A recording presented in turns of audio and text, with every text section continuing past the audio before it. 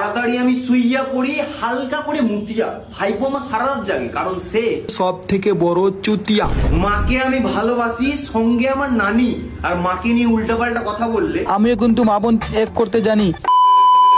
আজকে আমরা এমন একজন পাবলিককে নিয়ে কথা বলবো যার মধ্যে ট্যালেন্ট তো দূরের কথা, ট্যালেন্টের ছিটে ফোটাও নাই, তারপরেও সে বলে আমি তোমাদেরকে দেখাবো ট্যালেন্ট কাকে বলে। আবে চোদনা, তোকে দেখাতে হবে না ট্যালেন্ট কাকে বলে। আমরা গুগলে গিয়ে সার্চ করে নেবো হোয়াট ইজ ট্যালেন্ট। আগে তো নিজের মধ্যে কি ট্যালেন্ট আছে সেটা হ্যারিকেন জ্বালিয়ে খুঁজে বার কর।